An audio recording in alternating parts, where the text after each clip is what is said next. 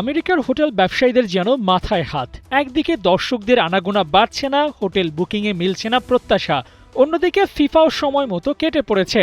মরার উপর যেন খাড়ার ঘা হয়ে পড়েছে ফিফার hotel room cancellation.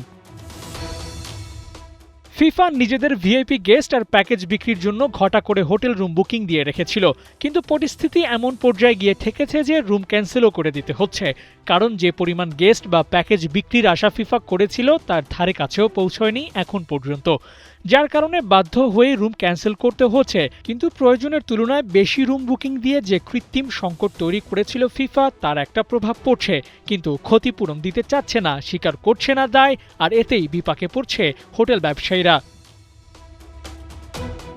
American hotel and lodging association বলছে নিজেদের সুবিধা মতো কাজ করেছে ফিফা, সেই সাথে তাদের নিয়ন্ত্রণে থাকা হোটেলগুলো যে আর্থিক ক্ষতির মুখে পড়তে যাচ্ছে সেটাও জানিয়েছে বিবিসি স্পোর্টসকে দেয়া এক সাক্ষাৎকারে। কিন্তু ব্যাপারটা ফিফা এমন করতে পারে কিনা কে জানে। ভ্যাঙ্কুভারের হোটেলের অবস্থাও সুবিধার না। একদিকে বুক রুম হচ্ছে ক্যান্সেল, অন্যদিকে দাম বেশি হওয়ায় দর্শকদের বড় একটা অংশও বুকিং দিচ্ছে না, যার কারণে new York, Kansas city, Philadelphia সহ বেশ কয়েকটা সিটির হোটেল ব্যবসা মন্দা নেমেছে। এমনটা চলতে থাকলে বিশ্বকাপের টার্গেট গেস্ট তো পাবেই না, সাথে বড় সড় লসের মুখেও পড়বে হোটেল কোম্পানিগুলো। ফিফার এই আয়োজনটা ফ্লপ লিস্টেড হয় কিনা কে জানে। 2022 কাতার বিশ্বকাপ দেখতে দেশটির ইতিহাসের সর্বোচ্চ সংখ্যক পর্যটক এসেছিল। জিডিপিতে বড় ধরনের পরিবর্তনও ছিল সেবার। শুধু কাতার না, গ্রেটেস্ট শো অন আর্থ আয়োজনকারী প্রায় প্রতিটা দেশই বিশ্বকাপ দিয়ে বড় লাভ গুনছে। কিন্তু এবার চিত্রটা ভিন্ন।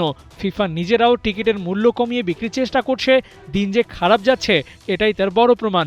তবে বিশ্বকাপ শুরু হলে কিছুটা হলেও এই সংকট কাটিয়ে উঠতে পারবে বলে আশা করছে সংশ্লিষ্টরা। আবু নাঈম, ৭১।